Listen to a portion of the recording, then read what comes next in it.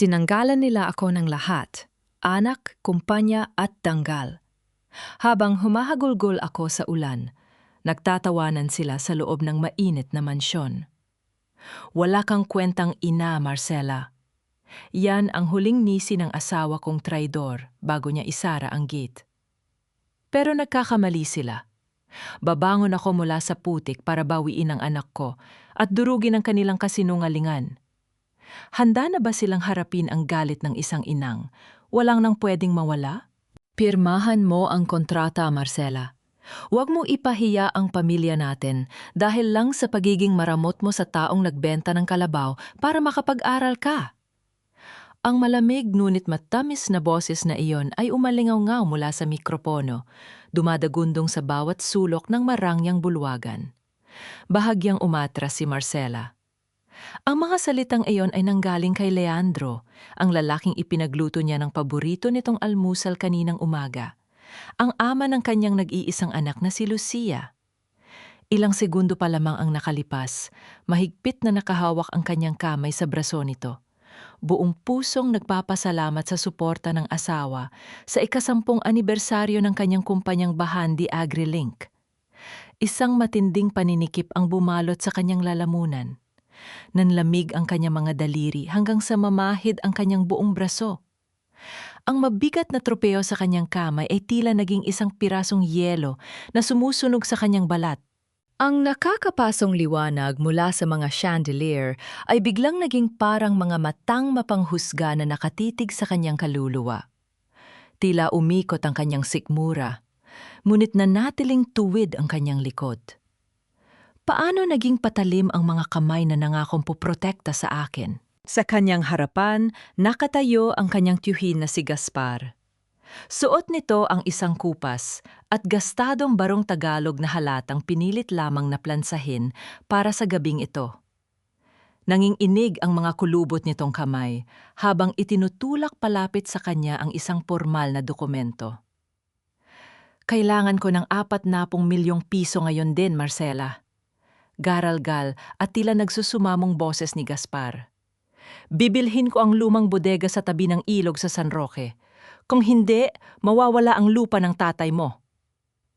Huminga ng malalim si Marcela, pinipigilan ang panginginig ng kanyang mga labi. Tiyoy, Gaspar, ang lalaking kumupkup sa kanya nang maulila siya. Ngunit bakit na yon? Bakit sa harap ng 500 bisita at mga imbitadong mamamahayag? Sa loob ng 20 taon, nagpadala siya ng milyon-milyong piso. Nagpatayo ng bahay para rito at pinag-aral ang anak nito si Catalina. Hindi ba sapat yon para bayaran ang halaga ng isang kalabaw at isang lumang bangka? Bago pa man siya makasagot, isang matalim na boses ang pumunit sa katahimikan ng bulwagan. Isang probinsya ng walang utang na loob, nakakahiya. Naglakad palapit si Doña Beatriz de los Reyes, ang kanyang biyenan. Nakataas ang baba nito. Kumikinang ang mga diamante sa leeg habang tinitingnan si Marcela mula ulo hanggang paa na tila isang dumi sa kanyang mamahaling sapatos. You owe him your life, Marcela, patuloy ni Doña Beatriz gamit ang mapangmata nitong tono.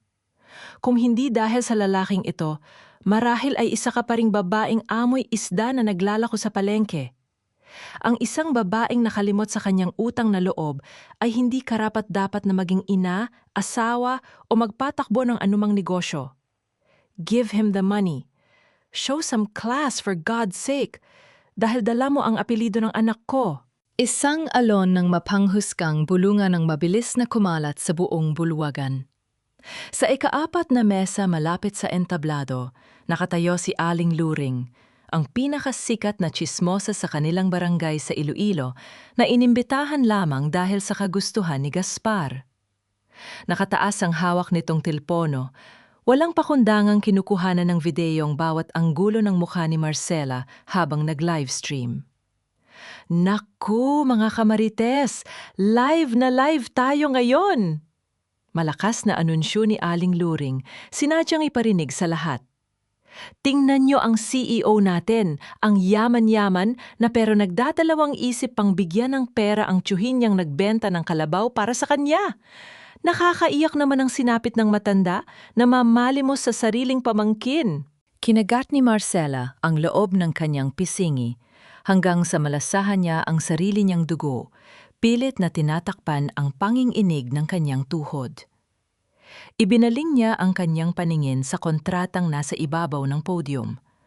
Habang pinagmamasda ng mga letra, unti-unting nanlaki ang kanyang mga mata. Ang font na ginamit, ang pagkakaayos ng mga sugnay, at ang malabong watermark sa likuran ng papel, iyon ay ang eksaktong format ng mga internal na dokumento ng De Los Reyes Holdings, ang kumpanya ng kanyang asawa.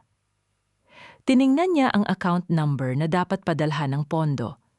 Nakapangalan ito sa isang legacy fund na kaliliha lamang 3 linggo na ang nakararaan na pinamamahalaan ng mga tauhan ni Doña Beatriz. Isang nakakapanindig balahibong katotohanan ang bumayo sa kanyang isipan. Tila tinanggalan siya ng hangin sa baga.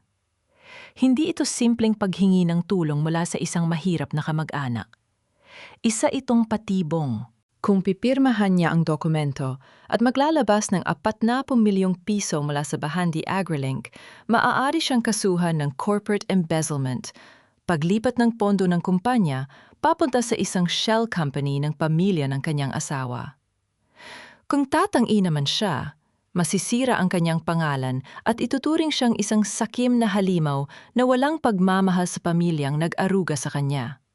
Lalo na't nakatingin ang buong mundo sa kamera ni Aling Luring.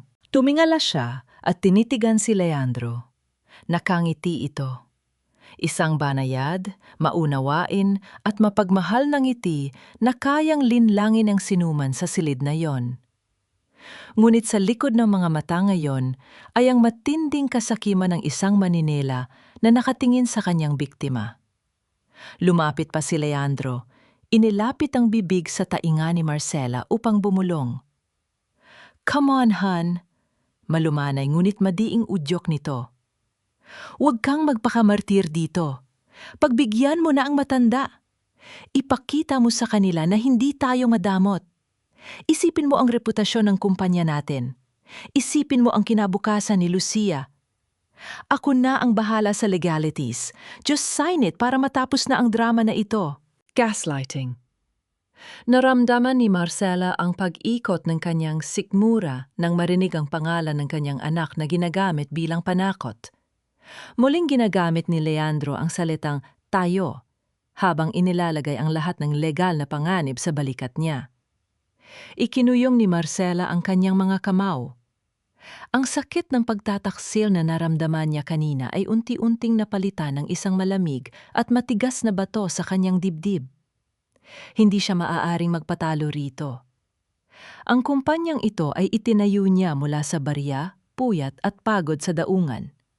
Hindi para nakawin ng pamilyang walang ginawa, kundi maliitin ang kanyang pagkatao mula pa nung unang araw.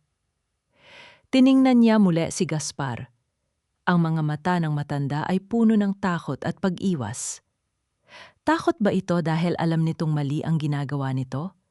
O takot ito sa pananakot ni Leandro? Inilapit ni Marcela ang kanyang muka sa mikropono.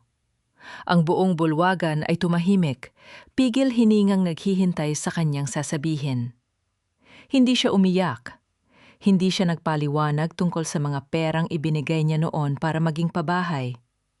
Hindi niya isinumbat ang mga sakripisyo niya para sa pamilya Alvarado. Tumingin siya ng diretso sa kamera ni Aling Luring na kumukuha ng live video bago ibinaling ang matalim niyang paningin sa asawang si Leandro. Wala na ang takot sa kanyang mga mata. "Hindi ko maibibigay ang pera." Matigas at malinaw na pahayag ni Marcela. 6 na salita. Gumuho ang katahimikan ng bulwagan. Naghalo-halo ang mga singhap ng pagkagulat, mga bulungan ng pagkadismaya at sunod-sunod na pagkislap ng mga kamera mula sa mga mamamahayag. "Marcela!" Garalgal na sigaw ni Gaspar na pahawak sa kanyang dibdib na tila nahihirap ang huminga. "Hindi mo na ba naalala ang nakaraan? Wala ka bang puso para sa taong nagbuwis ng lahat para sa'yo?" "How dare you!" Matinis na sigaw ni Doña Beatriz na halos mabitawan ang hawak nitong mamahaling wine glass dahil sa panginginig sa galit. Wala ka talagang breeding. You are a complete disgrace to my son at sa pamilya namin. Inilapag ni Marcela ang tropeo sa ibabaw ng podium. Tinalikuran niya ang kontrata, ang kanyang biyenan na patuloy sa panlalait, at ang asawang unti-unting nawawala ang peking ngiti sa mga labi pinalitan ng matinding pot. Naglakad siya pababa ng entablado ng walang inaalalayan. Bawat hakbang ng kanyang takong ay tila bumabaon sa kanyang sariling puso, nag-iiwan ng sugat, ngunit nanatiling nakataas ang kanyang no. Hindi niya pinansin ang mga masasamang tingin na ipinupukol sa kanya ng mga panauhin. Ang mga matang dati ay humahanga sa kanyang tagumpay, ngayon ay nag-aapoy sa galit at paghusga. Nang makapasok siya sa VIP dressing room, mabilis niyang inikot ang kandado ng pinto at isinandalang kanyang likod dito. Doon lamang tuluyang bumigay ang kanyang mga tuhod. Napaupo siya sa malamig na sahig, humihingal, habang ang mga luhang kanina pa niya pinipigilan ay walang awang bumagsak mula sa kanyang mga mata. Ang sakit ng pagtataksil ng sariling asawa ay parang libu-libong karayom na nakatusok sa kanyang mga ugat, pinipilipit ang kanyang kaluluwa. Kinagat niya ng mariin ang kanyang braso upang pigilan ang isang hikbi na nagbabantang kumawala sa kanyang lalamunan. Walang sinuman ang makakarinig sa kanya na umiiyak. Kailangan niyang mag-isip ng mabilis. Kailangan niyang tawagan si Catalina, ang kanyang kapatid-kapatiran at ang nag-iisang taong pinagkakatiwalaan niya ng pangalawang password ng kanyang sikretong data vault. Kailangan nilang ilabas ang mga ebidensya ng katiwalian ni Leandro bago pa siya tuluyang sirain at agawan ng karapatan sa sariling anak. Kinuha niya ang kanyang telpono mula sa sadyang nakatagong bulsa ng kanyang palda nang inginig ang mga daliring nagmamadaling i-unlock ang screen. Ngunit bago pa man niya mapindot ang pangalan ni Catalina, umilaw ang screen. Isang mensahe mula sa isang hindi kilalang numero ang lumitaw. Alam ko ang ginagawa mo sa laptop mo tuwing gabi. Ubus na ang oras mo, Marcela. Ang puting liwanag mula sa screen ay tumama sa kanyang namumutlang mukha, habang ang lamig ay muling gumapang mula sa kanyang mga paa paakyat sa kanyang gulugod. You just signed your own death warrant sa kumpanya natin, Marcela. Ginawa mo akong katawa-tawa sa harap ng buong lipunan. Ang malamig at may diin na mga salita ni Leandro ay bumasag sa nakakabinging katahimikan sa loob ng umaandar nilang sasakyan. Nakatingin lamang si Marcela sa labas ng bintana, pinagmamasdan ang mga lumalipas na ilaw ng kalsada na tila mga malalabong alaala ng kanilang peking masayang pamilya. Hindi niya nilingon ang asawa. Alam niyang kung titingin siya sa mga mata nito, baka hindi niya mapigilan ang sariling sumigaw at ilabas ang lahat ng pot na nag-uumapaw sa kanyang dibdib. Pinili niyang isara ang kanyang mga palad ng mahigpit, ramdam ang panging inig ng kanyang sariling mga ugat. Wala siyang mapapala sa pakipagtalo ngayon. Kailangan niyang maging kalmado, dahil ang laban ng ito ay hindi maipapanalo sa pamamagitan ng luha o sigaw. Pagpasok nila sa naglalakihang pintuan ng mansyon ng mga De Los Reyes, bumungad agad sa kanila ang pamilyar at nakakasakal na presensya ni Doña Beatriz. Nakaupo ang matanda sa mamahaling sofa, marahang humihigop ng tsaa mula sa isang porselanang tasa. Tila isang reyna na naghihintay sa pag-uwi ng kanyang mga alipin. Nang makita nito si Marcela, ibinagsak nito ang tasa sa platito na lumika ng isang matalim at nakakairitang kalansing. Isang probinsya ng walang utang na loob, nakakahiya sa pamilya natin. Mataray na bungad ni Doña Beatriz, hindi man lang nag-abala na itago ang pandidiri sa kanyang boses. We brought you out of the mud. Binigyan ka namin ng pangalan at kapangyarihan. Tapos ito ang igaganti mo? You are nothing but a cheap, ungrateful woman na nagpapanggap na mayaman. Tiningnan ni Marcela ang biyenan ng tuwid sa mga mata, ngunit pinanatili niyang tikom ang kanyang mga labi. Alam niya ang laro ng mga ito. Gusto nilang magalit siya. Gusto nilang sumabog siya para magamit nila yon laban sa kanya bilang patunay na nawawala na siya sa sariling katinuan.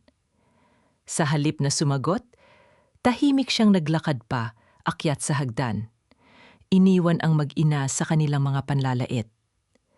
Ang tanging layunin niya ngayong gabi ay ang kanyang anak na si Lucia. Nang marating niya ang kwarto ng bata, maingat niyang binuksan ang pinto upang hindi makalika ng ingay. Nakahiga si Lucia, mahimbing na natutulog habang yakap ang isang paboritong manyika. Ang amoy ng baby powder at gatas ay agad na nagpabawas sa mabigat na pasanin sa dibdib ni Marcela. Lumapit siya, lumuhod sa gilid ng kama at marahang hinalikan ng noo ng kanyang anak. Ang init ng balat ni Lucia laban sa kanyang nang-inig na mga labi ang naging tanging sandigan ng kanyang humihinang lakas. Sa loob ng marangyang palasyong ito, silang dalawa lang ang tunay na magkakampi. Ipinangako niya sa kanyang sarili na ilalayo niya ang anak sa kamandag na mga De Los Reyes kahit pa ang kapalit nito ay ang kanyang sariling buhay. Isang mahinang kaluskos ang nagpamulat sa kanya. Mula sa pinto, pumasok si Manang Rosa, ang matandang yaya ng pamilya na nag-alaga rin kay Leandro nung bata pa ito. May hawak itong isang basong maligamgam na gatas na inilapag nito sa maliit na lamesa. Lumapit ang matanda at marahang hinaplos ang likod ni Marcela. Ang gaspang na mga palad ni Manang Rosa ay nagdala ng isang kakaibang ginhawa na hindi kailanman naiparamdam ni Doña Beatriz. "Magpakatatag ka, anak," bulong ni Manang Rosa. Ang boses nito ay may halong awa at lihim na pag-unawa. "Huwag mo hayaang sirain kanila." Isang patak ng luha ang nakawala sa mga mata ni Marcela habang mahigpit niyang hinawakan ang kamay ng matanda. Tumango siya. Hindi na kailangang magsalita para iparating ang kanyang pasasalamat. Nang makalabas si Manang Rosa, alam ni Marcela na kailangan na niyang kumilos. Nagtungo siya sa master's bathroom, inilok ang pinto at agad na binuksan ang shower upang ang pagbagsak ng tubig ay tumakip sa anumang tunog na kanyang gagawin. Mabilis siyang lumuhod at hinila ang pinakatagong espasyo sa ilalim ng lababo. Kinuha ang isang maliit na laptop na matagal na niyang itinatago roon. Ito ang kanyang lihim na sandata, ang naglalaman ng lahat ng ebidensya ng paglilipat ng pondo, mga peking supplier, at ang mga sikretong account ni Leandro.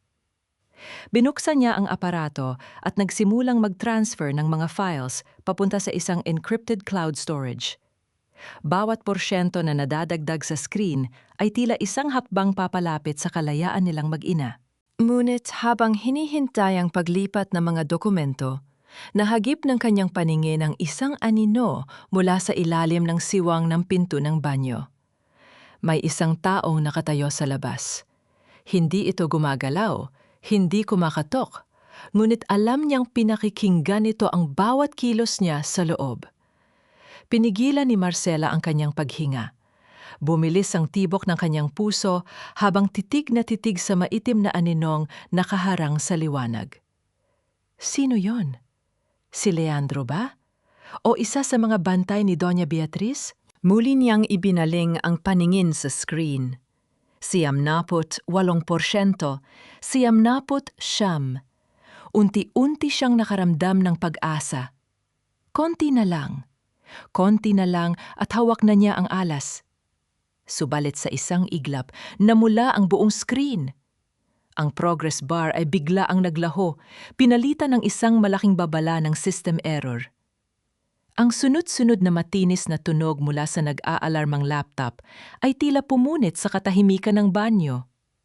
Bago pa man siya makapindot ng anumang keyboard, tuluyang namatay ang screen at naging isang itim na salamin. Nilock ng isang tao ang kanyang access mula sa malayo. At ang huling umalingaw-ngaw sa kanyang isipan ay ang nakakatulig na mensahe ng pagkakamaling hindi na niya mababawi. Nagsimimula ang panibagong araw hindi sa mainit na sikat ng araw, kundi sa matatalim na tingin ng mga miyembro ng Board of Directors sa loob ng malamig na conference room ng Bahandi AgriLink. Nakatayo si Leandro sa dulo ng mahabang lamesa, May hawak na makapal na folder at nagpapalabas ng mga dokumento sa malaking screen. These records clearly show that my wife, Marcela, has been transferring company funds to offshore accounts. Ginamit niya ang kapangyarihan niya bilang CEO para pagnakawan tayo. Buong pagmamalaking pahayag ni Leandro, walang anumang bahid ng pag-aalinlangan sa kanyang boses. Pinakinggan ni Marcela ang bawat kasinungalingan, ramdam ang mabilis na pagtibok ng kanyang puso. Ito ang dahilan kung bakit nalock ang kanyang laptop kagabi. Pinlano na ng kanyang asawa ang pagpapatalsik sa kanya at ginawa itong isang walang awang paglilitis sa umagang ito. Humingi si Marcela ng maikling recess upang tawagan ang kaisa-isang taong makapagliligtas sa kanya. Ang kanyang kapatid-kapatirang si Catalina ang tanging may hawak ng pangalawang password at physical hard drive ng kanyang sikretong data vault. Catalina, kailangan kita ngayon sa boardroom. Dalhin mo ang hard drive, ikaw na lang ang pag-asa ko. Nanginginig ngunit umaasang pakiusap ni Marcela sa kabilang linya. Walang imik ang nasa kabilang dulo, ngunit ibinaba nito ang tawag.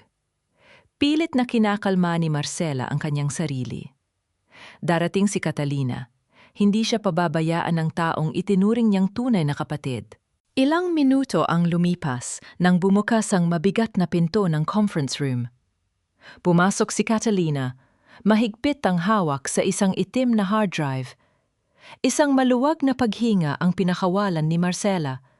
Akmang lalapit upang yakapin ang kapatid na dumating upang iligtas siya.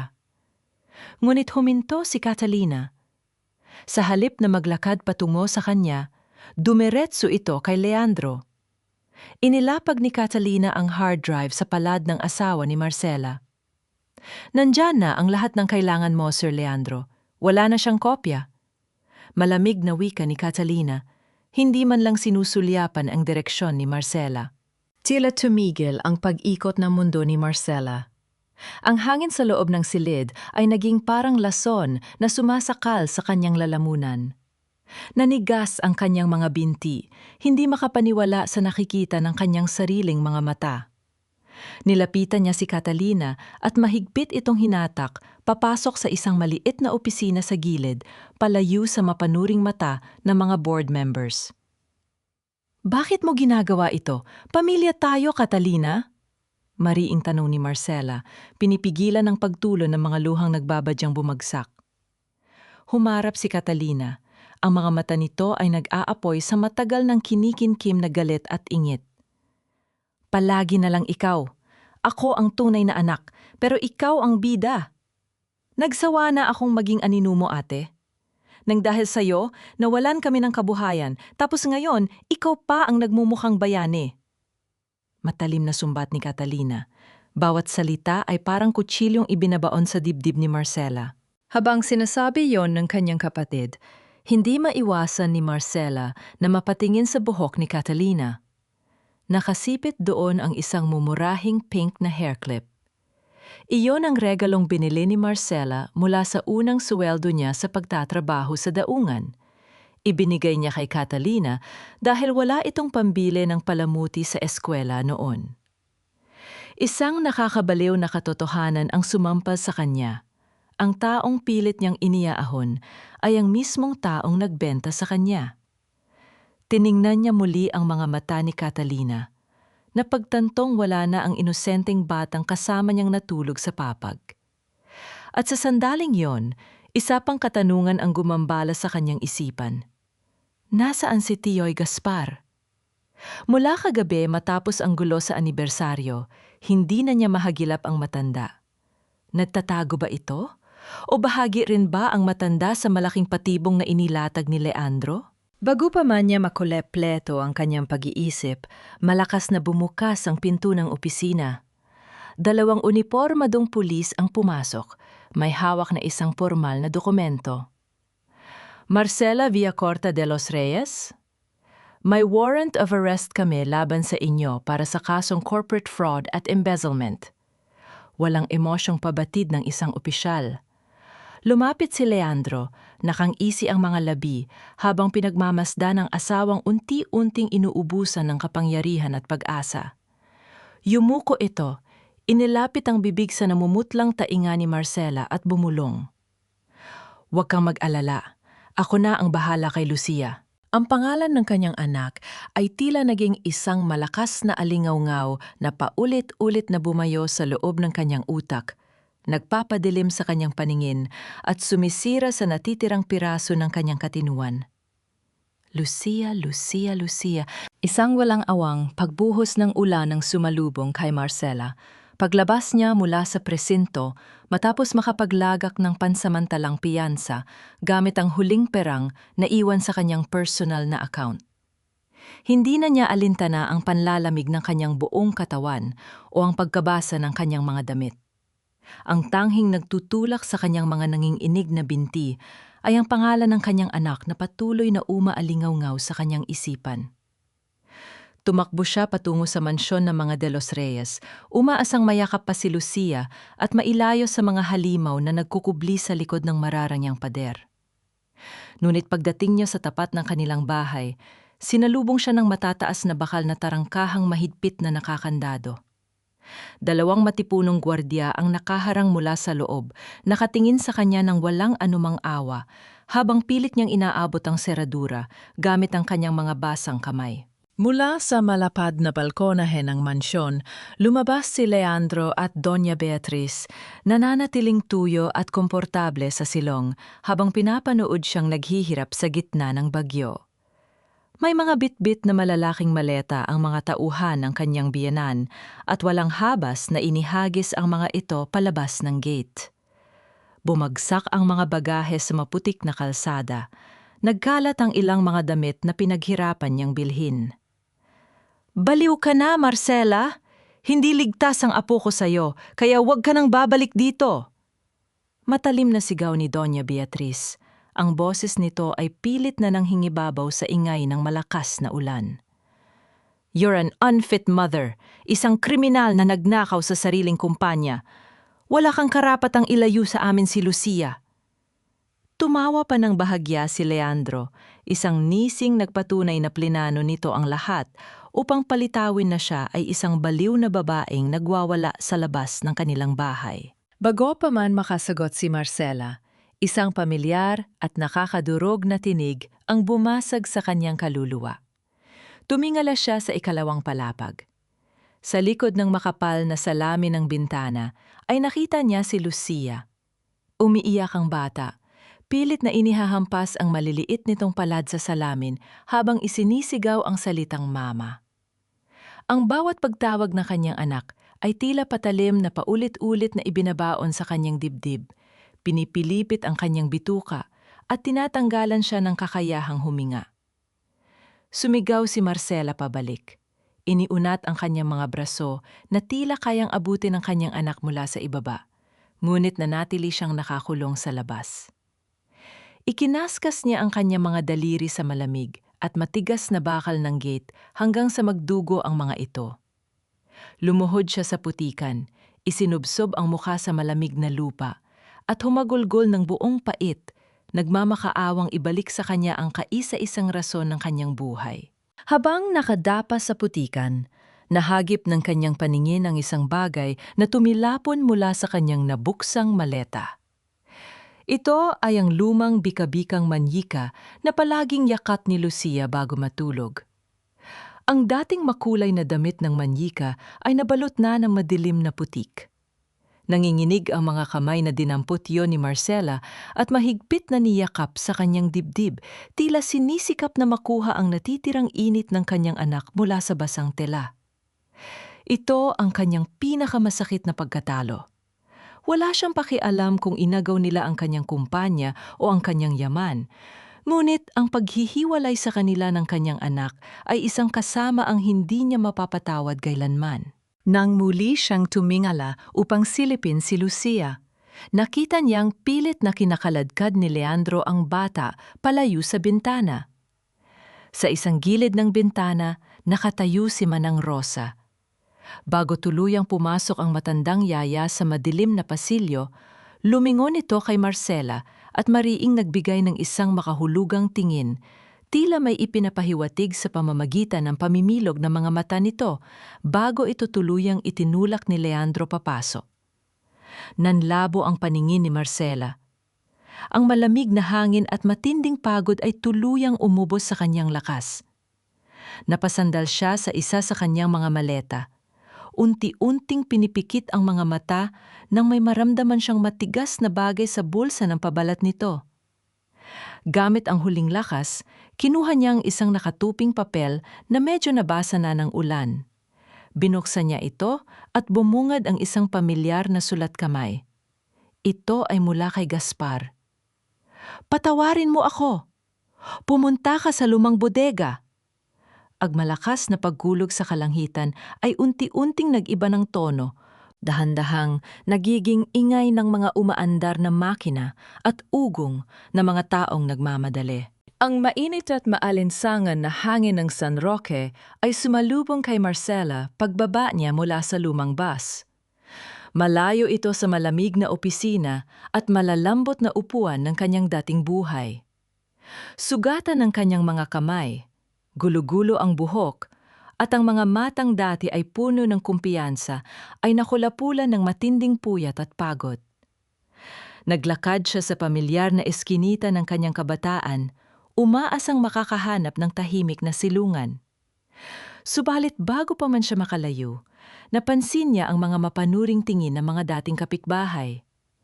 Ang mga taong dati ay nakapila upang humingi sa kanya ng donasyon tuwing piyesta, na yon ay nagbubulungan habang tinatakpan ang kanilang mga bibi. Mula sa tapat ng sari-sari store, lumabas si Aling Luring. Walang pakundangang nakatutok ang camera ng cellphone nito sa mukha ni Marcela. "Mga kamarites, ayun na ang walang utang na loob! Bumalik ng probinsya para agawin pati ang kaisa-isang lupa ng tiyuhin niya. Walang hiya talaga, nakuha pang magpakita dito matapos saktan si Mang Gaspar." Pasigaw na paratang ni Aling Luring. Tila mga matatalim na bato ang mga salitang yon na ibinabato sa kanya. Ngunit nanatiling nakayuko si Marcela. Wala siyang panahong ipagtanggol ang kanyang sarili laban sa mga taong hindi kailanman maiintindihan ang sakit ng isang inang nawalan ng anak. Ipinagpatuloy niya ang kanyang paglalakad hanggang sa marating niya ang lumang bodega na pag-aari ng kanyang yumaong ama. Ang amoy ng naaagnas na kahoy at ang simoy ng kalapit na ilog ay nagdala ng isang mapait na alaala. Pumasok siya sa loob, pinagmamasdan ang mga maalikabok na kagamitan at mga sirang bintana kung saan sumisikat ang kaunting liwanag. Dito sana niya sisimulang muli ang lahat. Ngunit paano siya babangon kung ang kanyang puso ay naiwan sa mansyon ng mga De Los Reyes? Naupo siya sa isang lumang kahon, pinipigilan ng panibagong alon ng luha nang biglang may isang pamilyar na boses na tumawag sa kanyang pangalan. Lumingon siya at nakita si Manang Rosa, may bitbit na maliit na bayong at hapong-hapo sa paglalakad. Tumakas ang matandang yaya mula sa palasyo ng mga De Los Reyes, piniling talikuran ng kanyang trabaho dahil hindi nito kayang sikmurain ang kasamaan ni na Doña Beatriz. Lumapit si Manang Rosa at may inilabas na isang maliit na cellphone mula sa kanyang bulsa. Ipinasa niya ito kay Marcela na may nanginginig na mga kamay. Bago ako umalis kaninang madaling araw, pumasok ako sa kwarto ni Lucia. Umiiyak ang bata, hinahanap ka. Pinakiusapan ko siyang mag-iwan ng mensahe para sa'yo, malumanay na paliwanag ng matanda. Nanginginig ang mga daliri ni Marcela nang pindutin niya ang play button. Mula sa speaker ng telepono, narinig niya ang garalgal at inosenteng boses ng kanyang anak, sinasabing mahal na mahal nito ang kanyang mama at hinihintay nitong sunduin siya.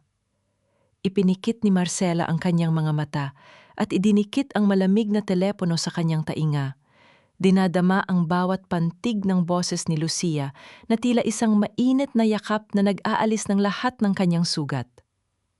Ang mga luha niya ay tahimik na umagos, ngunit sa pagkakataong ito, hindi na ito luha ng kawalan ng pag-asa.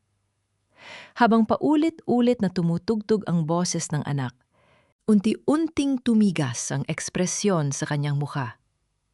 Ang mga matang kanina ay puno ng kalungkutan ay unti-unting nag-alab sa isang matinding determinasyon na handang manunog ng kahit anong hadlang.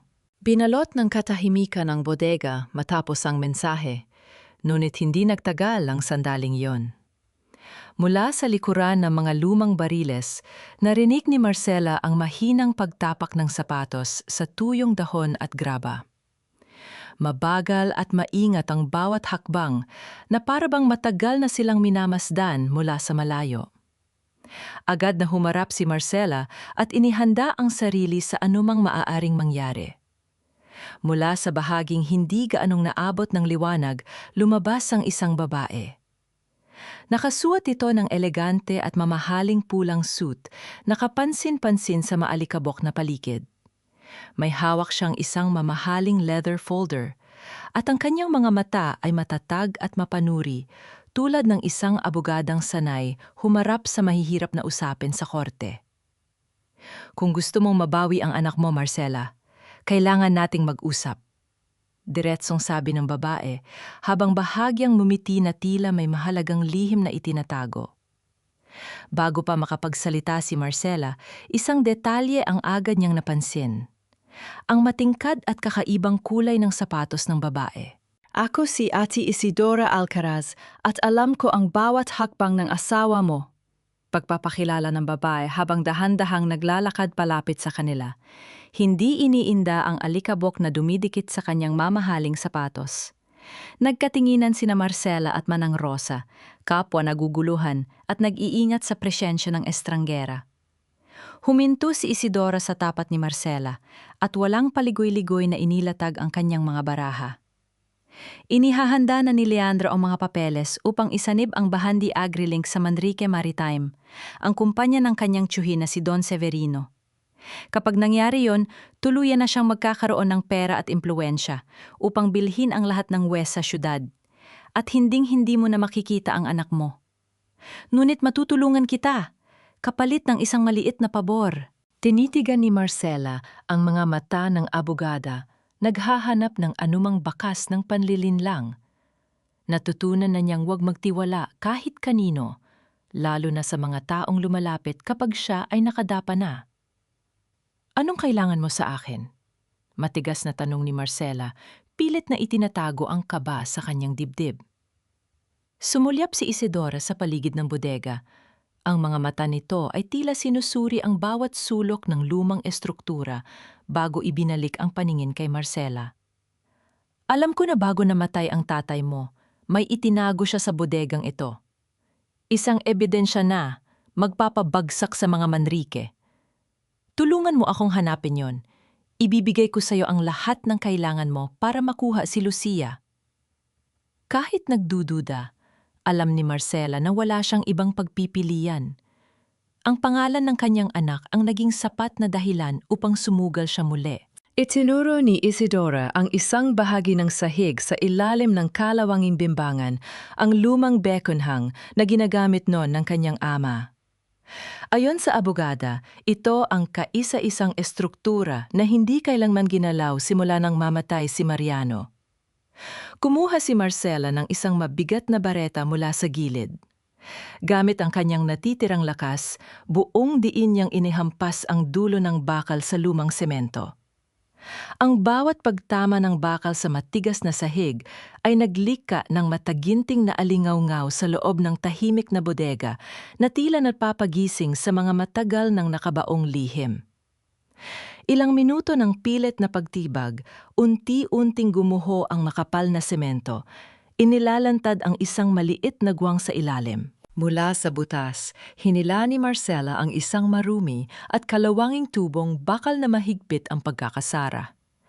Nanginginig ang kanyang mga kamay nang pihitin niya ang takip nito.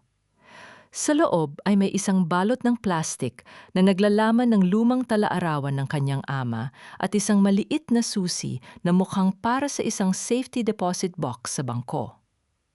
Nang buklatin ni Marcela ang mga pahina ng kwaderno, nakita niya ang mga pamilyar na sulat kamay ni Mariano, puno ng mga numero, pangalan at mga transaksyon na hindi kailanman naitala sa opisyal na libro ng kooperatiba. Ito ang patunay na inosente ang kanyang ama. Ito ang maglilinis sa pangalang ilang dekada ng niyurakan ng lipunan. Ngunit habang nakatuon ang buong atensyon ni Marcela sa pagbabasa at ang kanyang mga luha ay nagbabadyang tumulo dahil sa matinding pangungulila, isang mabigat at matigas na bagay ang biglaang humampas sa likuran ng kanyang ulo. Ang matinding sakit ay agad na gumapang mula sa kanyang batok patungo sa kanyang utak, na tila pinutol ang lahat ng kanyang pandama. Nawalan siya ng balanse at napaluhod sa malamig na semento. Pag-angat ng kanyang nanlalabong paningin, nakita niya si Isidora na mabilis na inagawang tubong, bakal pati na ang susi. "Pasensya na, Marcela. Iba ang laban ko." Malamig na bulong ng abogada bago ito mabilis na tumalikod at tumakbo palabas ng bodega, iniiwan siyang duguan at walang kalaban-laban. Bumagsak ang katawan ni Marcela sa sahig. Ang kanyang paningin ay unti-unting nilalamon ng kadiliman. Bakit kailangan traidorin na naman siya? Ano ang kinalaman ng isang magarang abogada sa mga lumang lihim ng kanyang mahirap na ama? Subalit sa huling segundo ng kanyang kamalayan, nanaig ang kalikasan ng isang inang natutong lumaban. Gamit ang nanginginig at duguan niyang mga daliri, mahigpit niyang hinawakan ang kwaderno na bahagyang nabitawan ni Isidora sa pagmamadali. Pinunit ang isang buong pahina na naglalaman ng pinakamaraming detalye at mabilis itong isiniksik sa loob ng kanyang kasuotan, malapit sa kanyang dibdib, bago siya tuluyang nawala ng malay. Hindi niya alam kung ilang oras siyang nakahandusay sa malamig na sahig. Nabalik lamang ang diwa ni Marcela nang maramdaman niya ang panginginig ng mismong lupang kanyang kinahihigaan. Idinilat niya ang kanyang mga mata. Iniinda ang matinding sakit sa kanyang ulo. Mula sa labas ng bodega, narinig niya ang nagkukumahog na wangwang na mga sasakyan ng pulis na sinabayan ng nakakabinging at tungal ng makina ng isang malaking backhoe. Ang mabigat na tulob ng pag-araro ng makina sa lupa ay papalapit ng papalapit, handang durugin at gibain ang kaisa-isang pamanang na iwan ng kanyang ama kasama siya sa loob nito. Gumapang si Marcela palayo sa mismong pader na unti-unting bumibigay sa walang awang pagtulak ng malaking makina mula sa labas. Ang matinding alikabok at mga pira-pirasong semento ay nag-umpisang bumagsak sa kanyang palikid. Kahit nahihilo at pilit na idinidilat ang mga matang na lagyan ng dugo mula sa sugat sa kanyang ulo, ginamit niya ang lahat ng natitirang lakas upang tumayo at tumakbo patungo sa likurang bintana ng bodega. Tumalo siya palabas, saktong sumadsad sa matataas na talahib bago tuluyang gumuho ang bubong ng estruktura at naging isang malaking tumpok ng mga sirang alaala.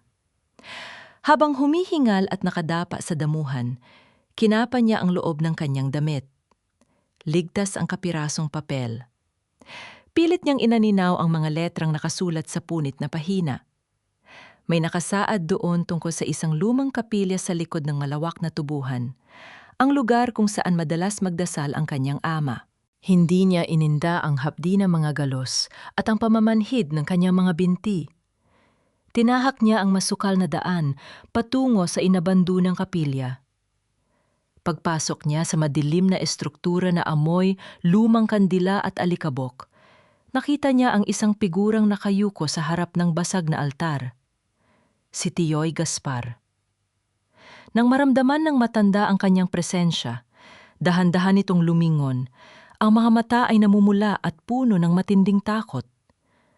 Wala na ang Gaspar na buong tapang na humarap sa kanya sa entablado. Ang kaharap niya ngayon ay isang taong unti-unting pinapatay ng sariling konsensya. Agad na napaluhod ang matanda sa malamig na sahig, humahagulgol na parang bata. At dun na niya ibinunyag ang katotohanang matagal na niyang ibinaon. "Patawarin mo ako, Marcela," karalgal na pagami ni Gaspar habang nakasubsob ang mukha sa sahig. 25 taon na ang nakararaan, tinakot ako ni Don Severino. Kapag hindi ko pinirmahan ng sinumpa ang salaysay na nagsasabing ninakaw ng tatay mo ang pondo ng kooperatiba, ipapakulong nila tayong lahat at ipapadala ka sa ampunan. Ginamit ko ang perang ibinayad sa akin ni Severino para mabuhay kami. Pero hindi ko inaasahang aatakihin sa puso ang tatay mo dahil sa kahihiyan. Bumigat ang pag-inga ni Marcela. Parang biglang nawala ng hangin sa loob ng kapilya. Ang bawat salitang binitawan ni Gaspar ay tila mga asidong dahan-dahang tumutunaw sa kanyang pagkatao. Ang lalaking tininggalan niya bilang tagapagligtas. Ang lalaking pinag-alayan niya ng kanyang tagumpay na pinagbayaran niya ng sarili niyang danggal sa harap ng buong lipunan. Iyon pala ay ang mismong taong nagtulak sa kanyang ama patungo sa kamatayan. Ang pagbenta nito ng kalabaw para sa kanyang matrikula ay hindi isang dakilang sakripisyo, kundi isang desperadong paraan upang bilhin ang sariling katahimikan mula sa kasalan ng hindi kailanman mabubura. Gumuho ang buong mundo ni Marcela. Naramdaman niya ang matinding pag-ikot ng kanyang sikmura, isang nakakapasong sakit na mas malala pa sa pisikal na sugat na ginawa ni Isidora. Inasahan ni Gaspar na sasampalin siya o isusumpa hanggang sa kabilang buhay. Ngunit sa halip na sumigaw, mabagal na humakbang si Marcela palapit sa nakaluhod na matanda. Nanginginig ang kanyang mga tuhod, ngunit nanatiling tuwid ang kanyang likod. Yumuko siya, inabot ang nanginginig at kulubot na kamay ni Gaspar, at dahan-dahang idinikit yon sa kanyang duguang loo. Isang pagmamano. Ang tradisyong nagpapakita ng matinding paggalang. Ngunit ang bawat patak ng luha ni Marcela na bumagsak sa balat ng matanda ay sing-init ng kumukulong asero. Binili mo ang kinabukasan ko gamit ang buhay ng tatay ko. Bulong ni Marcela. Ang boses niya ay basag, ngunit naglalaman ng isang pait na kailanman ay hindi matatamisan ng anumang paghingi ng tawad. Napahagulgol ng lalo si Gaspar, batid na ang paggalang na iyon ay ang pinakamasakit na parusang matatanggap niya. Mula sa kanyang bulsa, inilabas niya ang isang lumang rosaryong yari sa kahoy at ipinatong sa mga palad ni Marcela. Bago mamatay ang tatay mo, ipinagbili niya ito. Umaasa siyang darating ang araw na magiging sapat ang lakas mo para labanan ng mga Manrique. Umiiyak na paliwanag ng matanda. Tinitigan ni Marcela ang rosaryo. Sa likuran ng maliit na krusipiho, may malinaw na nakaukit na isang kakaibang marka. B-17. Anong lihim ang ikinukubli ng mga letrang ito na handang pumatay ng tao para lamang maprotektahan ng isang bilyonaryong pamilya? Bago pa man siya makapag-isip ng malalim, umilaw at nayanig ang telepono ni Marcela mula sa kanyang bulsa. Isang hindi inaasahang tawag mula kay Doña Beatriz. Nang sagutin niya ito, bumungad ang malamig at mapagmataas na boses ng kanyang biyenan. Pumirma ka sa transfer of shares na yung gabi, Marcela, o tuluyan ang aampunin ni Leandro si Lucia kasama ang bago niyang asawa at sisiguraduhin kong hindi ka na makikilala ng sarili mong anak. Bago pa man makasagot si Marcela, pinutol na ng kabilang linya ang tawag. Ang naiwan na lamang ay ang mahaba at patuloy na tunog mula sa speaker, isang malakas na alingaw-ngaw na tila isang makina sa ospital na nagbabadya ng tuluyang pagtigil ng tibok ng puso. Ang malamig na ihip ng hangin mula sa ilog Jalaur ay tila yumayakap sa nanghihinang katawan ni Marcela habang nakaupo siya sa mabuhanging pampang. Sa ilalim ng madilim na kalangitan, pakiramdam niya ay isa na lamang siyang basag na baso na pinulbos ng mga taong pinagkatiwalaan niya. Nawala ang kanyang kumpanya. Ipinagkanulo siya ng sariling kapatid. Ang kinikilala niyang tagapagligtas ay siya palang nagtulak sa kanyang ama sa kamatayan. At ngayon, ang kaisa-isa niyang anak ay tuluyan ng aagawin ng pamilyang walang ibang alam kundi manira ng buhay. Tumingin siya sa tahimik na pag-agos ng tubig, isang bahagi ng kanyang pagkatao ang bumubulong na sumuko na lamang, na magpakalunod sa ilog upang matapos na ang lahat ng pasakit na dumudurog sa kanyang kaluluwa. Ngunit bago pa man niya maihakbang ang kanyang paa patungo sa malalim na bahagi ng tubig, naramdaman niya ang isang mainit na kamay na pumigil sa kanyang balikat. Si Manang Rosa. Tahimik na naupo ang matandang yaya sa kanyang tabi at inilapag sa kanyang kandungan ang isang kinakalawang na kahon ng pananghalian. Ito ang lumang lunchbox ng kanyang ama na nakuha ng matanda mula sa mga natirang gamit sa inuupahang kwarto ni Gaspar. Nang inginig ang mga daliri ni Marcela nang buksan niya ang takip nito. Sa loob, walang ginto o pera. Ang naroon ay mga lukot at naninilaw na papel, mga lumang draft paper kung saan nakasulat ang mga unang letra ng kanyang pangalan. Pilit na ginagabayan ng magaspang at maduming kamay ng kanyang amang si Mariano upang matuto siyang magsulat bago pa man siya pumasok sa eskwela. Sa dulo ng isang pahina, may nakasulat na isang maikling mensahe. Para sa aking prinsesa, huwag kang yuyuko sa sinuman. Kasabay ng pagbasa niya sa mga linyang iyon, muling nag-play sa kanyang isipan ang inosenteng boses ni Lucia mula sa voice message. Ang dalawang boses ng mga taong pinakamamahal niya ay tila nagsanib, bumubuo ng isang matibay na haligi sa loob ng kanyang gumuho ng kaluluwa. Hindi siya maaaring mamatay ngayon. Kung susuko siya, mananalo sina Leandro at Doña Beatriz.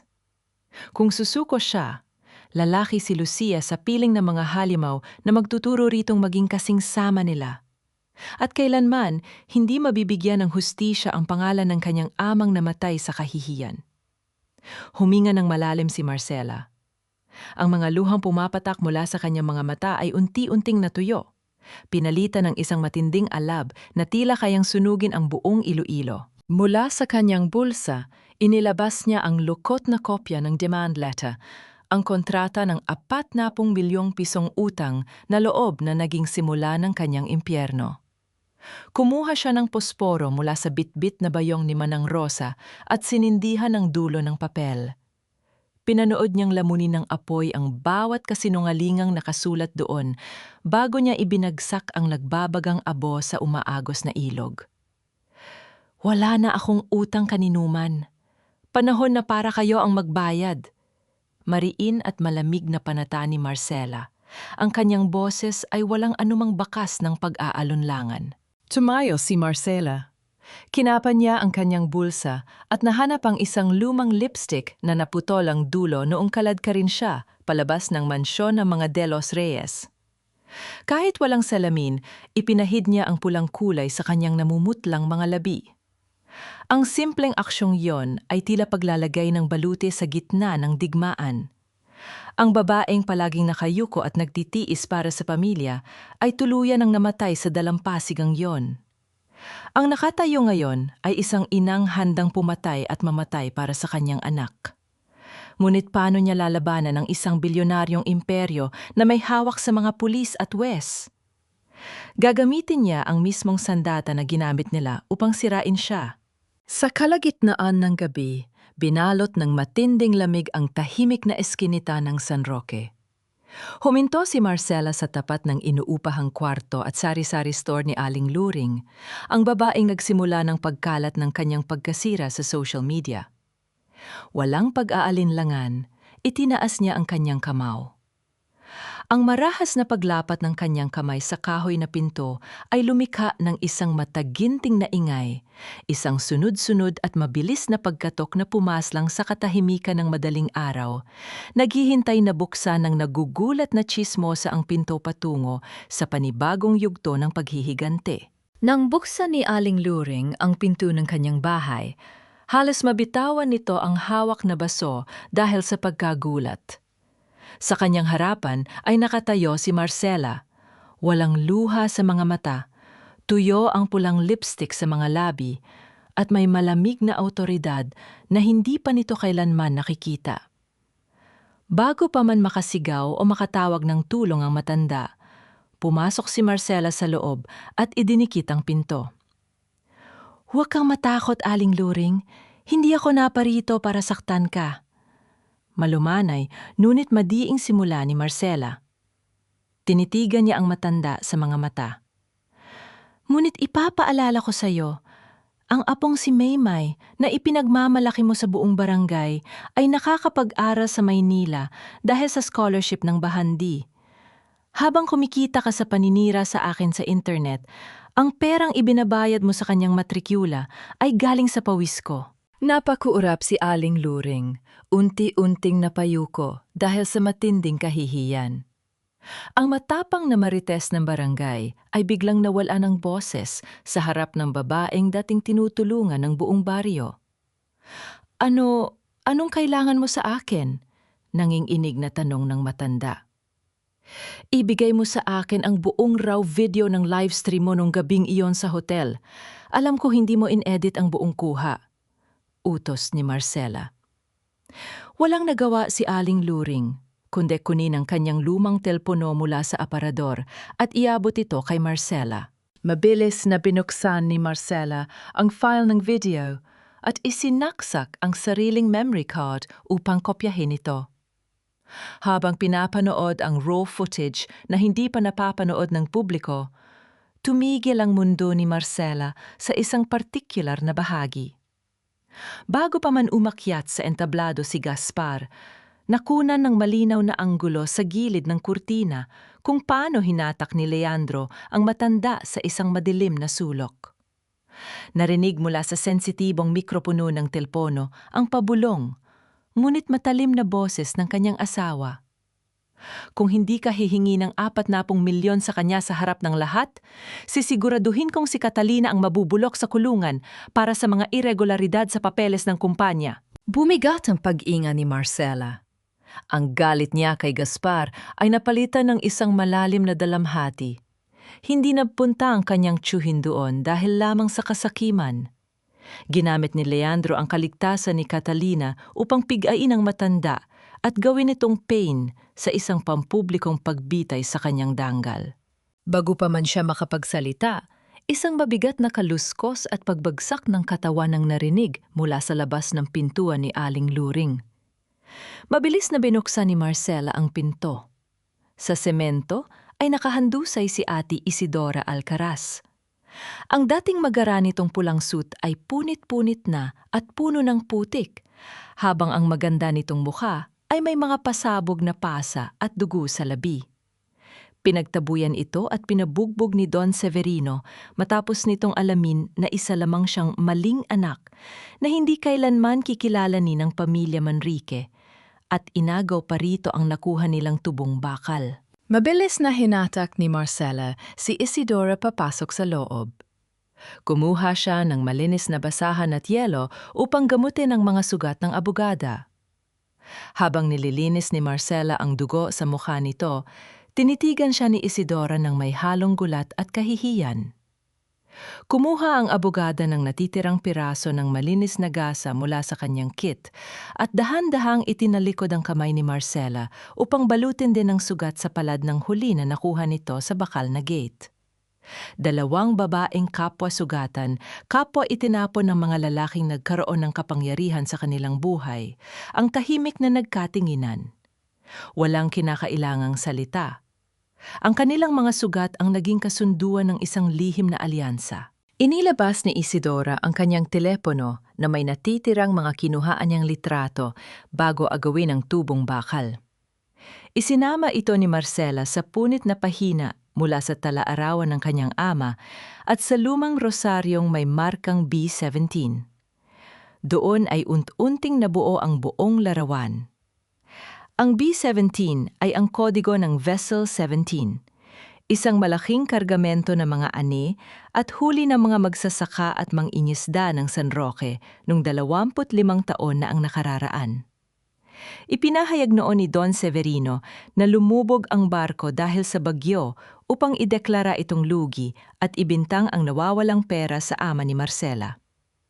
Ngunit ang totoo, pinalitan ni Severino ang pangalan ng barko, ibinenta ang buong kargamento sa Maynila at ang perang nakuha roon ang naging pundasyon upang maitayo ang Manrique Maritime. Gagamitin natin ito sa ika-60 anibersaryo ng Manrique Maritime sa susunod na linggo. Malamig na pahayag ni Isidora habang pinapahira ng dugo sa kanyang labi. Doon natin sila wawasakin sa harap ng buong mata ng lipunan. Bago pa man makasagot si Marcela, umilaw ang telepono niya sa ibabaw ng lamesa. Isang bagong mensahe ang lumitaw mula sa numero ng kanyang kapatid-kapatiran. Ate, tulungan mo ako, papatayin nila ako. Ang sulong salitang ate na kumikislap sa madilim na silid ay naging isang matinding tanong sa puso ni Marcela. Ililigtas ba niya ang emang nagkanulo sa kanya? O hahayaan niya itong kainin ng sarili nitong kasalanan? Sa loob ng tahimik at malamig na bulwagan ng hukuman sa Iloilo, nakatayo ang mamahaling abogado ng pamilya de los Reyes habang ipinagmamayabang ang 25 taong gulang na sinumpa ang salaysay ni Gaspar. Gamit ang papel na yon, pilit nilang inaagaw ang lumang bodega ng pamilya Villacorta upang patagalin ang kaso at ubusin ang natitirang resources ni Marcela. Ngunit bago pa man maihabol ng judge ang desisyon, dahan-dahang tumayo si Gaspar mula sa bangko ng mga saksi. Ang matanda ay mukhang frail at pagod, ngunit sa unang pagkakataon sa loob ng 2 dekada, ang kanyang mga mata ay walang anumang bakas ng takot. Umakyat siya sa biktima at humarap sa hukom. Nagsinungaling ako 25 taon na ang nakararaan, malinaw at garalgal na pahayag ni Gaspar na kinagulat ng lahat ng naroon. Ibinunyag ng matanda ang pananakot ni Don Severino at ang sarili nitong kaduwagan na nagtulak sa kanya na baluktutun ang katotohanan laban sa matalik nitong kaibigan na si Mariano. Handa siyang magdusa at makulong para sa kasong perjury. Mabalik lamang ang danggal ng taong pumatay sa kanyang konsensya. Nakatitig si Marcela sa kanyang tiyuhin mula sa audience seat. Walang humuhulagpos na luha sa kanyang muka. Ngunit naramdaman niya ang unti-unting paggaan ng isang mabigat na pasanin na matagal nang pumapatay sa alaala ng kanyang ama. Ang dusa ni Gaspar ay hindi nagbura sa sakit ng nakaraan. Ngunit ang pagtanggap nito sa parusa ng batas ay nagbalik sa kanya ng natitirang dignidad ng isang tao. Paglabas ng gusali ng korte, naghihintay sa Bay 12 si Catalina. Puno ng takot ang mukha ng kanyang emang Nuy habang mabilis na lumalapit sa kanya. Ate, utang na loob, tulungan mo ako! Nagmamakaawang sigaw ni Catalina habang tinatangkang hawakan ng kamay ni Marcela. Lalaglag ako ni Leandro. Ako ang pinapasa niyang gumawa ng lahat ng peking pirma sa kumpanya. Makukulong ako, ate? Tinitigan ni Marcela si Catalina. Ang babaeng pinakain niya, pinag-aral at itinuring na tunay na dugo at laman. Ngunit hindi nag-atubiling ibenta siya para sa sariling inggit. Walang galit sa boses ni Marcela. Tanging isang malamig at malalim na katotohanan lamang. Ang pag-unawa sa sakit mo, hindi ibig sabihin ko konsintihin ko ang pananaksak mo sa likod ko. Malamig na tugon ni Marcela. Kung gusto mong magbago at makaligtas sa kasamaan ni Leandro, pumunta ka sa pulisya at panagutan mo ang ginawa mo. Hindi na ako ang magiging tagapagligtas mo. Tinalikuran ni Marcela ang umiiyak na si Catalina at dahan-dahang naglakad palayo. Habang naglalakad, sa likod ng kanyang katawan na hindi nakikita ng sinuman, nanginginig ng matindi ang kanyang kanang kamay bago niya ito mahigpit na ikinuyom sa kanyang palda. Ang sakit ng pagtalikod sa taong itinuring niyang pamilya ay patuloy na nagdudulot ng hiwa sa kanyang puso. Ngunit batid niyang ang tunay na pagmamahal ay hindi ang pagtakip sa kasalanan ng iba. Samantala, sa loob ng isang magarang sasakyan na nakapark malapit sa korte, nakatunganga si Leandro habang nakikipag-usap sa kanyang inang si Doña Beatriz sa telpon. No may hawak itong baso ng mamahaling champagne at may mapaglarong ngiti sa kanyang mga labi. "Huwag kang mag-alala, Mommy," confident na pahayag ni Leandro habang tumatawa ng bahagya. "Naibigay ko na ang malaking bayad sa wis ng family court. Bukas na bukas din sa gala ng Manrique Maritime, pormal nang ilalabas ang utos ng korte.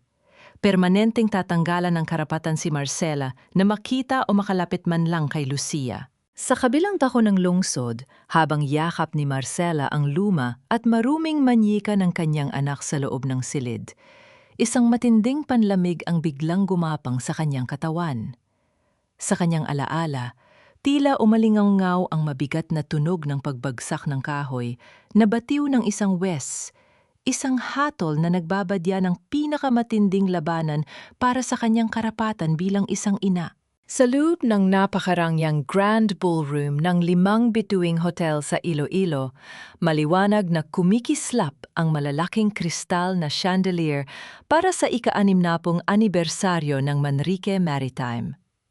Nakaipon doon ng mga pinakamayamang negosyante, politiko at mamamahayag sa bansa. Sa gitna ng entablado, nakatayo si Don Severino Manrique kasama si Leandro, kapwa may hawak na gintong pluma upang formal na pirmahan ang kontrata ng pagsasama ng Bahandi AgriLink sa kanilang imperyo. Sa pangunahing mesa sa ibaba, nakaupo si Doña Beatriz habang mayabang na humihigop ng wine, buong siguradong sa gabing ito ay tuluyan na nilang mabubura ang pangalan ng babaeng kinamumuhian nito. Ngunit bago pa man madampi ng gintong pluma ang papel, dahan-dahang bumukas ang napakalaking pintuan ng ballroom. Ang ingay ng mga tawanan at salsala ng mga baso ay mabilis na napalitan ng isang nakabibinging katahimikan. Sa gitna ng pintuan nakatayo si Marcela. Nakasuot siya ng isang simpleng puting terno na walang anumang palamuti. Ngunit ang kanyang tindig ay puno ng karangalan na tila isang reyna. Sa kanyang tabi ay hindi mga mamahaling abogado o bodyguard, kundi sina Gaspar, Aling Luring at ang isang pangkat na mga magsasaka at mangingisda mula sa San Roque na nakasuot ng kanilang mga lumang damit panggawa. Ang kaibahan ng kanilang payak na presensya sa marang, yang bulwagan, ay naging isang matinding sampal sa mata ng lahat ng panauhin. Mabilis na tumayo si Doña Beatriz mula sa kanyang upuan, nanginginig sa galit ang muka habang itinuturo ang pangkat ni Marcela. "Security! Palabasin niyo ang mga basahang yan! How dare you ruin our celebration, Marcela? Wala kang lugar sa lipunang ito!" Sigaw ng matanda na nagpalingon sa lahat ng mamamahayag. Ngunit hindi man lang kumurap si Marcela. Dahan-dahan siyang naglakad patungo sa VIP table, hindi iniinda ang mga camera na mabilis na nagkislapan sa kanyang palikid. Nang makarating siya sa harap ni Severino at Leandro, inilapag niya ang isang makapal na folder sa ibabaw ng mesa. Sa gitna ng kanyang paggalaw, bahagyang nasagi ng kanyang kamay ang isang baso ng mamahaling pulang alak. Mabilis na nabuhos ang madilim na likido sa maputing tablecloth, nag-iiwan ng isang malaking bakas na tila sariwang dugo. Tinitigan ni Marcela sina Beatriz at Severino bago nagsalita sa isang malamig ngunit matalim na boses. "Ang yaman niyo ay amoy dugo ng mga mahihirap." Bago pa man makareak ang mga guard, mabilis na umakyat sa entablado si Ate Isidora Alcaraz at inagaw ang mikropono. "Ako si Ate Isidora Manrique Alcaraz, ang anak ni Don Severino sa labas na kanyang itinapon." Maagang pabatid ng abogada sa buong bulwagan. Sa pamamagitan ng projector sa likod ng entablado, mabilis na lumitaw ang mga scan ng talaarawan ni Mariano at ang opisyal na manifest ng Vessel B-17, ang patunay na ang unang puhunan ng Manrique Maritime ay nanggaling sa ninakaw na kargamento na mga magsasaka ng San Roque 25 taon na ang nakararaan. Kasabay nito, inilabas ni Aling Luring ang kanyang telepono at sinimulan ang kanyang livestream.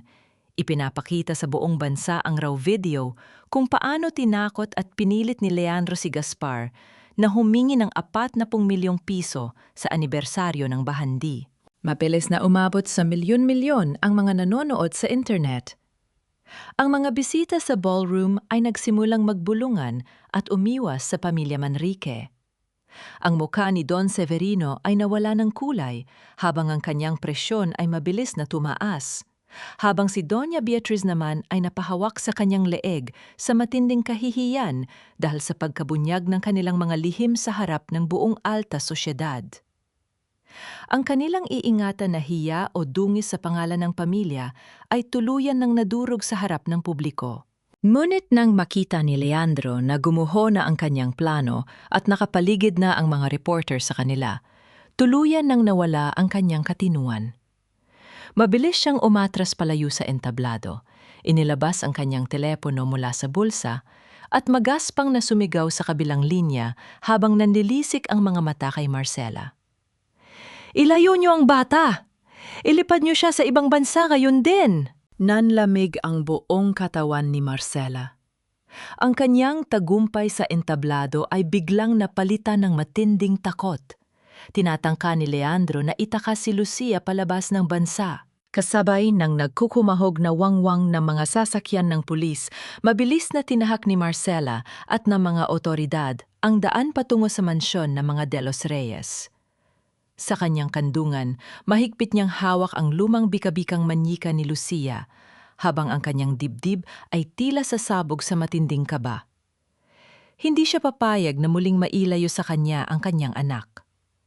Pagdating nila sa malaking tarangkahan, nasaksihan nila ang nagmamadaling mga tauhan ni Leandro habang inilalagay ang ilang mga bagahe sa isang itim na sasakyan. Agad na pinalibutan ng mga pulis ang bakuran, hinaharangan ang lahat ng labasan. Lumabas si Leandro mula sa pintuan ng mansyon, karga ang umiiyak na si Lucia. Ngunit napatigil ito nang makitang nakatutok sa kanya ang mga ilaw at babala ng pulisya. Mula sa likuran nito, patakbong lumabas si Doña Beatriz na halos mawala na ng katinuan dahil sa takot na maaresto.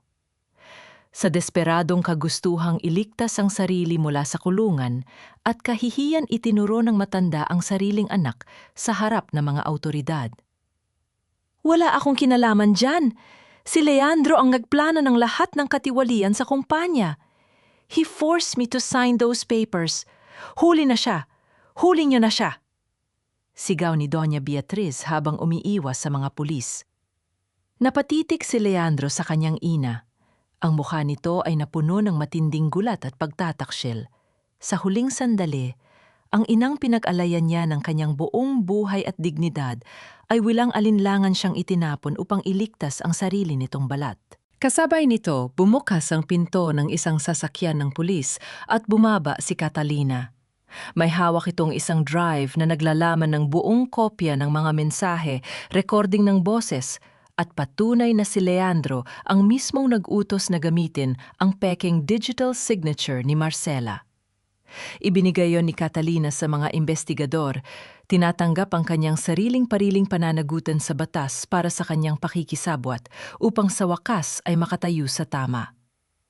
Walang naisagot si Leandro habang untunting inuubusan ng proteksyon at kapangyarihan. Lumapit si Marcela sa kanyang asawa. Wala nang luha sa kanyang mga mata, tanging ang matatag na paninindigan ng isang inang nakuha muli ang kanyang lakas. Inabot niya kay Leandro ang mga papeles ng diborsyo at ang utang ng korte na nagbabawal dito na lumapit sa kanila. "Hindi mo na ako asawa. At hinding-hindi ka magiging ama kay Lucia." Malamig ngunit madiing pahayag ni Marcela bago formal na pinalibutan ng mga pulis si Leandro upang pilitan itong itaas ang kanyang mga kamay. Mula sa gilid ng pinto ng mansyon, dahan-dahang lumabas si Manang Rosa habang akay-akay si Lucia na matagumpay nitong itinago sa loob ng imbakan ng pagkain bago pa man ito mailabas ng mga tauhan ni Leandro. Nang makita ng bata ang kanyang ina, mabilis itong tumakbo patungo sa kanya. "Mama!" sigaw ng bata. Lumuhod si Marcela sa basang damuhan at buong higpit na nyetos ang kanyang anak sa kanyang mga braso. Ipinikit niya ang kanyang mga mata habang dinadama ang init at amoy ng kanyang anak na matagal niyang ipinaglaban. Dahan-dahang itinaas ni Lucia ang kanyang maliit na ibu-ibo at pinunasan ang mga luhang umaago sa pisingi ni Marcela. "Huwag ka na umiyak, Mama. Nandito na ako," bulong ng bata. Isang maluwag at masayang paghagulgol ang pakawalan ni Marcela, mga luha ng kaginhawahan at walang katapusang pagmamahal. Habang pinuputol ng mga pulis ang mga natitirang laban ni Leandro at Don Severino na parehong pinalilibutan ng cower, napasanda si Doña Beatriz sa pintuan ng kanyang mansyon. Sa kanyang pagwawala at panginginig sa galit, naputol ang kanyang mamahaling kwintas na perlas. Ang mga puting perlas ay sunod-sunod na bumagsak at gumulong sa malamig na sahig na marmol. Nagkalat sa bawat sulok ng silid, isang patunay ng tuluyang pagguho ng imperyo at pamilyang itinayo sa kasakiman at kasinungalingan. Isang taon ang mabilis na lumipas. Ang lumang bodega sa San Roque na dating saksi sa luha, dugo at pagtataksil ay muling nabuhay, pinalitan ng isang bagong gusaling, yari sa matitibay na kawayan at semento. Ito na ngayon ang Sentro Bayanihan Mariano Ines, isang sentro kung saan ang mga kabataan ng Iloilo ay libreng tinuturuan ng tamang sistema ng agrikultura, accounting at pamamahala ng kargamento. Sa gitna ng malawak na bakuran, nakatayo ang isang maliit na bulwagan para sa scholarship na ipinangalan kay Gaspar Alvarado. Sa ilalim ng punong mangga, naupo si Marcela habang nagtitimpla ng 2 baso ng mainit na kape. Inabot niya ang isa kay Gaspar na ngayon ay malaya na matapos paglingkuran ng kanyang parusa sa batas sa pamamagitan ng community service. Ang matanda ay masayang nag-aalaga ng mga halaman sa sentro at nagkukwento sa mga kabataan tungkol sa totoong kasaysayan ng kooperatiba. Napatawad na ni Marcela si Gaspar, hindi sa pamamagitan ng mabilis na paglimot sa sakit, kundi sa pamamagitan ng pagtanggap na ang pagmamahal at ang pagkakamali ay maaaring magkasama sa isang tao. Ang kanyang pagpapatawad ay nagbigay ng kapayapaan sa matanda, ngunit mas lalong nagpalaya sa sarili niyang puso mula sa matagal na galit. Si Catalina ay natapos na rin sa kanyang probasyon sa ilalim ng pagsubaybay ng hukuman, at ngayon ay nagtuturo ng simpleng bookkeeping sa mga maliliit na kooperatiba sa probinsya.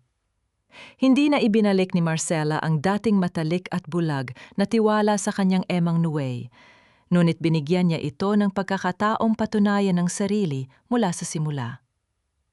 Si Leandro at Don Severino ay nananatili sa loob ng bilangguan habang binabayaran ang kanilang mga krimen sa lipunan. Pinapayagan pa rin ni Marcela si Lucia na bumisita kay Leandro sa ilalim ng maigting na gabay ng korte dahil natutunan niyang ang pagmamahal sa anak ay nangangahulugan din ng hindi pagtuturo rito na mamuhi sa sariling ama. Inalis ni Marcela ang kanyang mga sapatos at dahan-dahang naglakad ng nakayapak sa malambot na damuhan. Hinawakan niya ang maliit na kamay ni Lucia na masayang tumatakbo habang nakikipaglaro sa ibang mga bata. Wala na sa kanya ang bilyon-bilyong pisong ari-ariang ng Manrique Maritime dahil inilipat niya ang malaking bahagi ng kanyang pondo sa isang pampublikong fund para sa mga magsasaka. Ngunit sa unang pagkakataon sa kanyang buhay, naramdaman ni Marcela ang isang buo at walang kapantay na kapayapaan. Hindi niya kailangan ng isang marangyang palasyo o isang lalaking magpapadama sa kanya ng halaga.